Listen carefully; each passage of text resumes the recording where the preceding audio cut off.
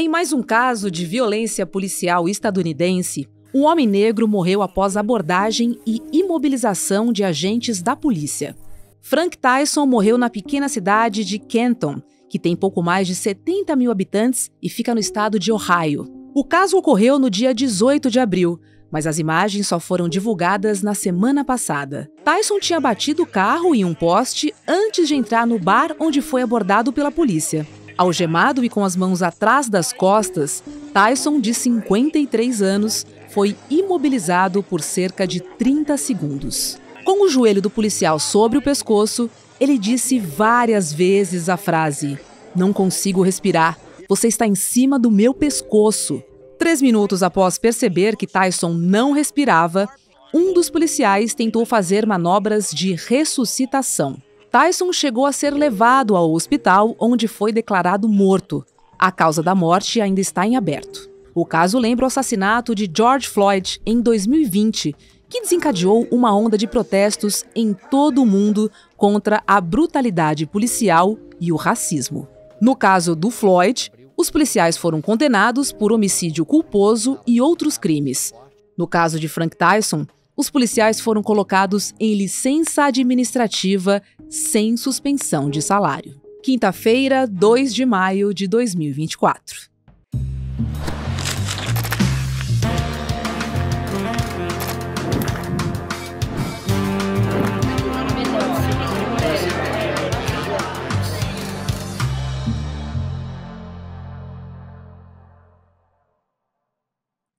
Olá, seja muito bem-vindo, bem-vinda e bem-vinde. Eu sou a Roberta Garcia e este é o videocast em detalhes. Aqui sempre com um convidado, nós vamos mergulhar e analisar uma temática, um fato relevante do dia.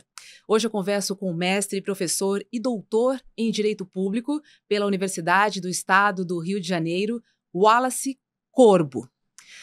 Wallace, o Tyson tinha deixado a prisão menos de 2 semanas antes de morrer. Ele cumpriu 24 anos por sequestro e também tinha passagens por violação da liberdade condicional, isso segundo o Departamento de Ressocialização e Correção de Ohio. E eu te pergunto, isso pode alterar ou até interferir nas decisões da Justiça sobre a conduta dos policiais? Olá. Olá, Roberto. Olá a todos que nos ouvem no podcast. É um prazer estar aqui mais uma vez para conversar sobre temas espinhosos, mas temas necessários.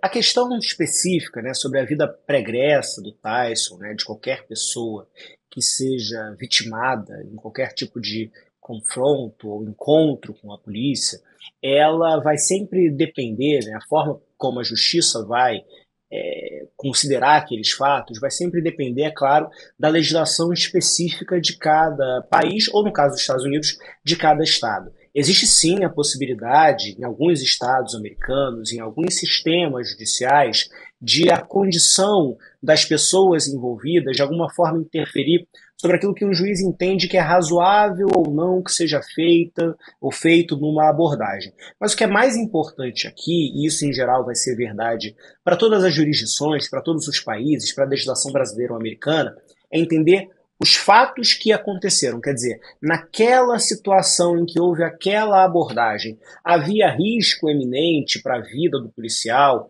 ou para a integridade física do policial que justificasse algum tipo de manobra, algum tipo de uso da força que tenha gerado esse resultado. Então, muito mais do que a vida pregressa, o contexto fático importante, o contexto fático daquela situação, ele é o mais importante. Mas como, por exemplo, nos Estados Unidos, boa parte da responsabilização criminal ela acontece por meio de júris, ou seja, um conjunto de pessoas que julga com base no direito, mas também com base na sua percepção, a história pregressa muitas vezes ela é usada como forma de revitimizar a vítima e eventualmente tirar alguma responsabilidade dos agressores, Roberto.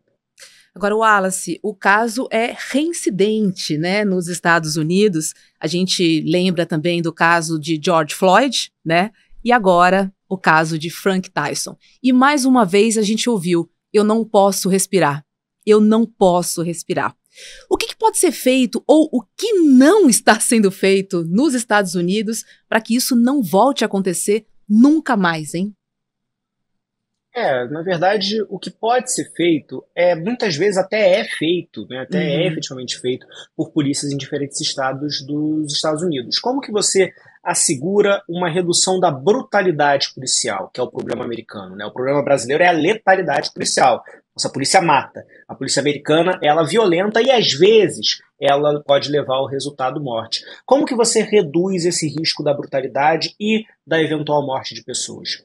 Criando protocolos claros de uso da força. É claro, Roberto, que existem outras formas também de cooperar com isso. Quer dizer, a polícia americana, por ser uma instituição americana, ela também está embebida por toda aquela situação no modelo de racismo americano. Então, policiais brancos sendo violentos com pessoas negras é uma parte da realidade americana de pessoas brancas sendo violentas com pessoas negras. Mas quando se cria protocolos, né, mais do que melhorar o caráter de uma pessoa, né? Uma pessoa que é cruel deixar de ser cruel. Isso está no campo quase do tratamento psicológico, né?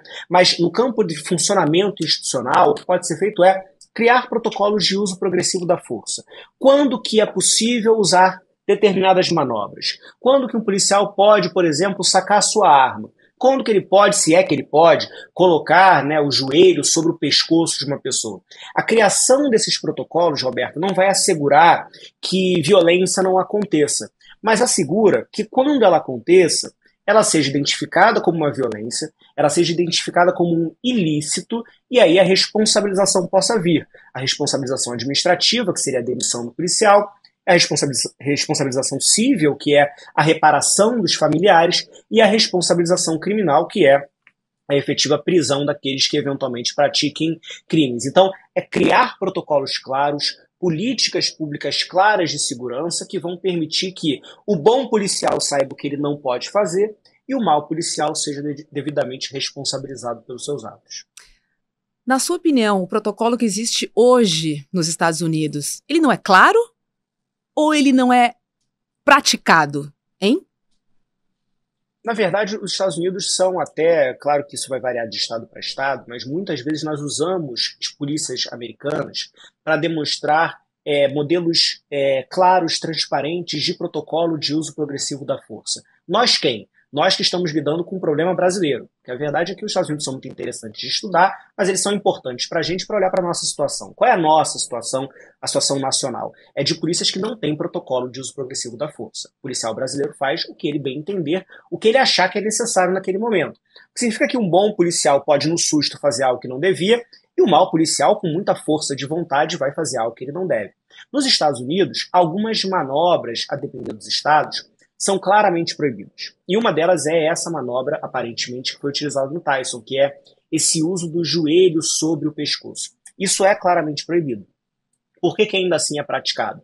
Ainda assim é praticado porque essa interação entre polícia, policiais brancos e pessoas negras é uma interação que é permeada por racismo, por desumanização, por uma ideia de que os protocolos não devem se aplicar naquela situação, ou talvez por uma ideia de que aquela pessoa que não apresenta nenhum risco, ela é intrinsecamente ou inerentemente perigosa. Então, apesar do protocolo existir e muitas vezes eventualmente funcionar, casos como esses vão surgir e que vão exigir mais do que só o cumprimento do protocolo, vão exigir a responsabilização efetiva daqueles policiais que aparentemente nem entenderam, nem visualizaram, não agiram como se estivessem diante de uma gravidade da situação, agiram como se estivesse no campo do cotidiano, do normal, do nenhum problema, e aí está realmente a situação que a gente precisa identificar quem não tem condições de ser policial para não só ser responsabilizado, como ser proibido até mesmo de exercer essa função, Roberto.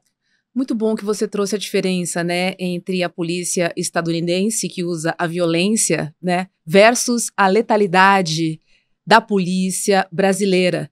E aí eu queria trazer um exemplo muito claro, né, para que você possa comentar, inclusive, e recente, que é a própria Operação Escudo, né, feita pela Polícia Militar aqui na Baixada Santista de São Paulo. A gente tem mais de 50 pessoas mortas como resultado e é considerada a segunda maior chacina do estado de São Paulo. Tá aí um exemplo claro e recente, né, Wallace? Roberta, as chacinas são uma realidade do Brasil, não só em São Paulo, no Rio de Janeiro, na Bahia e em muitos outros estados nós temos polícias que matam muito. E muitas vezes quando a gente diz que a polícia mata muito, nós ouvimos como resposta, mas o que você quer? Você quer uma polícia que faça carinho? Você quer uma polícia que cuide de bandido? As pessoas muitas vezes não percebem que uma polícia que mata muito, uma polícia que executa, é uma polícia que executa quem ela acha que deve ser executada. Ou às vezes que executa quem ela acha que tem que ser executada, mas quem é um efeito colateral da atuação da polícia. Uma polícia que mata muito é uma polícia que mata pessoas que são criminosos e que não são criminosos. Uma polícia que mata muito é uma polícia que mata pessoas que, tendo ou não tendo praticado crimes, não foram julgadas, não foram sentenciadas, não vão ter a possibilidade de mudar de vida, de eventualmente reconhecer e pagar pelos erros dos seus atos. Uma polícia que mata muito é uma polícia que coloca em risco não só quem está envolvido em atividades criminosas, quem pratica essas atividades, como também as vítimas, como também o cidadão. Então, a nossa realidade, Roberto, é uma realidade de uma polícia extremamente violenta e que, infelizmente, a população acha que ser extremamente violenta é ser extremamente eficaz. Há 30 anos nós temos uma polícia que mata, por exemplo, a polícia do Rio de Janeiro mata em um ano mais do que a polícia americana inteira, de todos os Estados Unidos, mata em um ano. Quer dizer, a gente está falando de polícias que têm um grau de letalidade altíssimo que atinge as mesmas pessoas. Pessoas negras, jovens, de periferia. Isso é muito diferente do modelo americano, que é gravíssimo também, de brutalidade policial, com alguns eventos mortes, mas aqui a gente está naturalizando a barbárie. No lugar de quê? No lugar de uma polícia que investiga, no lugar de uma polícia que respeita os direitos fundamentais, no lugar de uma polícia que é eficiente porque ela impede que o crime aconteça, não porque ela sai na rua para atirar e às vezes ter as suas balas encontradas no corpo de uma criança, no corpo de uma jovem grávida, no corpo de uma pessoa que só está tentando viver o seu cotidiano, Roberto. E Wallace, onde é que está a falha? O que precisa ser reparado para que tenhamos uma justiça, principalmente quando falamos em abordagem policial? Qual é o histórico, né, das políticas públicas que deixaram essas brechas para que hoje a gente tenha esse resultado aí de alta letalidade no Brasil, hein? Roberta, talvez o primeiro ponto é a gente entender que nós não estamos diante de brechas propriamente ditas. Nós temos um modelo que é um modelo que opera normalmente, cuja base é operar a partir de abordagens policiais feitas com base na intuição do policial, e é assim que as pessoas vão presas hoje em dia. Muitas vezes o cidadão pensa que um traficante de drogas no Brasil ele é preso depois de uma grande investigação, como aquelas séries americanas, né, o CSI, em que vários detetives eles analisam a prova forense, etc, etc. Não é assim. A maior parte dos traficantes presos no Brasil são pequenos traficantes, são pessoas que são paradas na rua com 10 gramas de uma maconha ou de cocaína ou do que quer que seja uma droga. Eles são considerados traficantes pelo policial que olha, e o policial para essa pessoa porque ele sente que aquela pessoa é suspeita. O que significa sentir que uma pessoa é suspeita? Né? No Brasil, quem é o suspeito que anda na rua? São sempre as mesmas pessoas. São pessoas negras, em periferias, em lugares pobres, em geral jovens, às vezes estudantes, que eventualmente têm ou não têm qualquer tipo de substância ilícita com eles. Então, a nossa realidade não é a realidade de uma abordagem que acontece nas brechas de um sistema de investigação criminal. É, na verdade, uma realidade de um sistema que atua com base nas abordagens e, eventualmente, tem algum tipo de investigação criminal. Então, qual é a solução para isso? A solução para isso seria nós termos efetivamente algo que nós não temos hoje, Roberto, que é uma política de segurança pública. Tanto uma política nacional, que começou a ser implementada nos últimos meses, mas ainda muito incipiente, quanto uma política estadual, política no estado de São Paulo, na Bahia, no Rio de Janeiro. Como é no Rio de Janeiro? Eu falo do Rio de Janeiro, Roberta. No Rio de Janeiro, nós vivemos há 35 anos na base de um discurso de guerra. O Rio vive em guerra e a forma de solucionar isso é entrando nas favelas e dando tiro nas favelas para matar criminosos. A gente faz isso todo ano. 1985, 86, 87, 88, eu poderia vir aqui até 2024. E ano após ano, a criminalidade só aumenta. Por que ela só aumenta? Porque entrar na favela para dar tiro não é política de segurança, é política de terror. É para aparecer no jornal da tarde. Olha só, hoje foram mortas tantas pessoas e apreendidos 2 fuzis e 1 quilo de maconha. Isso não é nada, né, em termos de política de segurança pública, em termos de apreensão.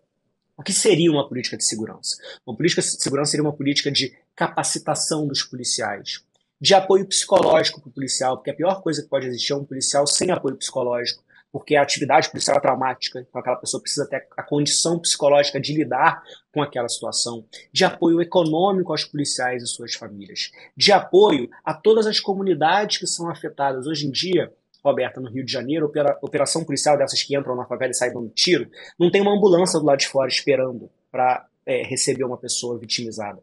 Então, na verdade, as pessoas recebem tiros, são vitimizadas, elas morrem, porque não tem nem apoio de saúde para essas pessoas. Então, é pensar uma política que valorize o policial, que valorize a investigação. Se tem tráfico na favela, tenha certeza que os fornecedores dessas drogas não estão na favela. A forma de conter o tráfico, a forma de conter o tráfico de drogas e o tráfico de armas é impedindo que eles cheguem nas favelas. Como que a gente impede? Investigando fronteira, reforçando fronteira, investigando as organizações criminosas, investigando os fornecedores. Porque se a gente investiga isso, se a gente investe em investigação com policiais bem capacitados, nós não precisamos de tiroteio. Nós não precisamos depender de um policial olhando para uma pessoa na rua e dizendo: essa pessoa tem cara de bandido. Qual é a cara de bandido? E parando essa pessoa e, eventualmente, porque a gente pensa assim, se encontrar alguma coisa, era criminoso. A gente esquece, inclusive, das pessoas com quem não se encontra nada. Imagina, você é um jovem negro, estudante, universitário, que está indo para a faculdade e todo dia é parado por um policial que acha que você tem cara de criminoso. Como é que você vive uma vida livre, autônoma, com acesso à educação? Então, é pensando uma política de segurança efetiva, em que eu invisto em investigação, em que eu contenho o crime antes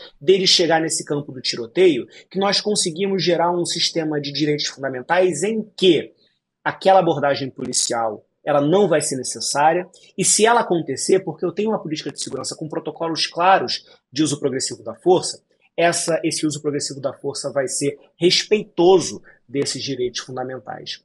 Mas hoje, Roberta, nós não temos esse cenário. Nós não temos política de segurança. Quem pede política de segurança é tratado como defensor de bandido.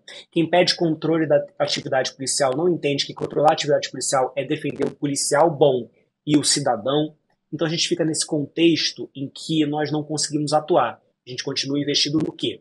Em tiroteio, em abordagem, em violência, em autoritarismo, num regime que deveria ser de direitos fundamentais, Roberto. Falta coragem para o Brasil encarar esse problema de frente, porque, teoricamente, né, quando a gente fala em segurança pública, é uma questão que independe, né, da ideologia de esquerda ou de direita. A gente tem governos de esquerda em locais que têm uma alta letalidade, como Bahia, por exemplo, e a extrema-direita que tem uma solução fácil, que é a tal do bandido bom é bandido morto. E a gente sabe que essa política é falida e ela não funciona, embora seja muito populista, tem um apelo popular muito grande. Falta coragem para o Brasil olhar de frente para essa questão da segurança pública, Wallace? Faltam algumas coisas, Roberta. Coragem é uma delas, mas não para todas as pessoas. Como você bem apontou, os governos de direita, os grupos de direita, a extrema-direita no Brasil, ela caminha nesse campo da segurança pública numa lógica autoritária. Uma lógica de segurança pública é violência, é tiro na cabecinha, que era a expressão do ex-governador Wilson Witzel, que foi preso por corrupção, inclusive, né? Aquela lógica de que segurança pública se faz apontando, a gente ouvia isso muito no Rio de Janeiro, você aponta um canhão para a favela e explode aquele conjunto de pobres que são todos bandidos. Essa é a grande política de segurança, armar todo mundo para virar um grande bang-bang, um grande velho oeste. Essa é a política da direita historicamente. E a esquerda? A esquerda não melhora muito, como você apontou. A Bahia é um estado recordista em morte, em operações policiais, em abordagens policiais. E se nós procurarmos os governadores de esquerda da Bahia para falarmos, olha, a Bahia está matando muito, eles vão dizer, vocês estão aqui desrespeitando o policial, isso aqui era bandido mesmo. Quer dizer, a gente conversa com o governador de esquerda, parecendo que a gente está conversando com o governador de extrema-direita. Então, o que falta em larga medida é trazer o campo democrático, esteja ele mais à direita ou à esquerda, para a compreensão de que segurança pública se faz com inteligência e política pública, não é com arma e bang-bang.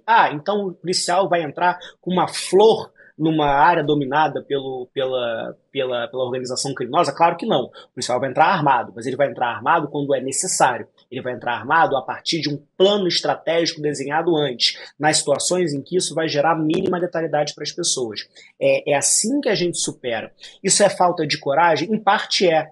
Em parte existe falta de coragem no sentido de que não é desejável, né? Não é eleitoralmente positivo dizer que, não, olha, eu vou criar aqui uma política de segurança sem tiroteio, eu vou criar uma política de segurança com inteligência. Eleitoralmente isso é fracassado, nesse sentido falta coragem.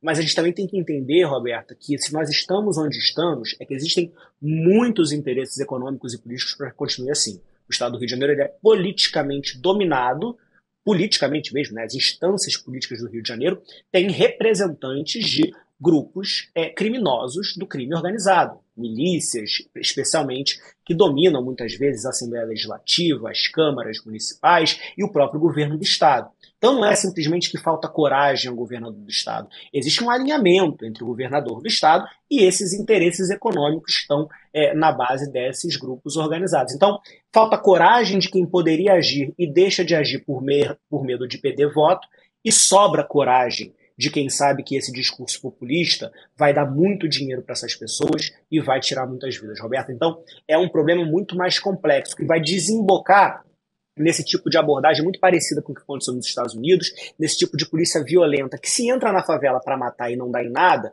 pode também dar um tapa na cara de uma pessoa que está na rua porque achou que era suspeita, essa pessoa de repente não parou quando pediram para parar. Então, esse é um emaranhado, né, da violência que nós estamos, que é muito difícil de sair, mas que é possível. É possível como? Com política pública, com inteligência e com uma organização social que faça pressão para dar coragem para aqueles que possam eventualmente ter as condições de propor essas políticas, Roberto. Wallace, a gente falou bastante sobre os papéis das instituições e também das políticas públicas. Agora, e a sociedade civil? O que você, o que a gente pode fazer, né? No sentido da gente poder adotar ou poder aplicar, né, algumas ações antirracistas que sejam eficazes aí no contexto de aplicação da lei. Esse é um ponto muito importante, Roberto, e você toca, né, no fato de que uma política pública adequada também é uma política pública especialmente antirracista. O que a sociedade civil pode fazer aqui? Nós tivemos muitos avanços nos últimos anos, tá, Roberto? Nós não falávamos, por exemplo, na abordagem racista das polícias, ou quando falávamos, né, quando a imprensa discutia, quando as instituições discutiam, era para dizer que no Brasil não existe racismo. De 2020 para cá, nós enfrentamos o fato de que existe racismo no Brasil, de que existe racismo nas abordagens policiais, de que existe racismo quando jovens músicos negros são identificados como criminosos porque a foto deles estava num álbum criado por uma delegacia, não se sabe como, não sabe por quê, e esses jovens são presos indevidamente. Então, hoje, nós falamos disso. E qual é o papel da sociedade civil aqui diante de instituições que estão inertes ou paradas ou porque estão agindo, na verdade, contra essa lógica de melhorar as políticas? O papel da sociedade civil é expor e pressionar. Então, quando a gente pensa em sociedade civil, nós pensamos em instituições que produzem conhecimento, nós pensamos na imprensa, nós pensamos nos movimentos sociais organizados. Essas diferentes instituições, nos seus espaços, elas precisam dar visibilidade para esse problema, tanto para as vítimas quanto para as discussões que nós estamos tendo. Porque é na medida em que a sociedade civil se organiza para expor e para pressionar, que passa a ser mais fácil politicamente. Para aquele político que tem medo de adotar essas políticas, para ele fica politicamente mais fácil adotá-las, porque ele encontra nas ruas, ele encontra na imprensa, ele encontra nos movimentos sociais a força que ele precisa para agir. E, ao mesmo tempo, para aquele outro político que diz que tem que continuar dando tiro na cabecinha, tem que continuar fazendo violência como forma de segurança pública, fica mais insustentável manter esse modelo. Se não existe pressão social, um governador do estado de São Paulo não tem motivo para responsabilizar um policial militar que pratica uma chacina. Mas se existe pressão social, por mais que ele queira resistir, em algum momento isso se torna insuportável, ou, mesmo que ele resista até o final do seu mandato, tem uma chance efetiva dele não ser reeleito por conta disso. Então, a sociedade civil é central para gerar essa mudança institucional que já começou a acontecer muito pontualmente pelo simples fato de que hoje nós discutimos o tema, mas que ainda tem um longo caminho para a gente percorrer, Roberta. Em que medida a militarização, né, da polícia contribui para toda essa escalada de violência que a gente está conversando aqui e também aumenta muito a desconfiança, principalmente das comunidades negras, em relação às forças policiais? Porque a abordagem desfavorece, né? Qualquer pessoa negra que é abordada pela polícia na rua, seja ela criminosa ou não, ela causa medo. Ela causa um espanto. A gente nunca sabe o que vai acontecer com os nossos corpos. Essa é a verdade. Essa é a verdade, Roberta. O encontro, né, de uma pessoa negra com um policial, a pessoa negra pode estar vivendo sua vida, ele é um encontro muitas vezes cheio de receio. Mesmo um policial, muitas vezes, sendo também uma pessoa negra. Porque você tem um receio de ter que ser parado, de ter que se justificar por estar ali, né?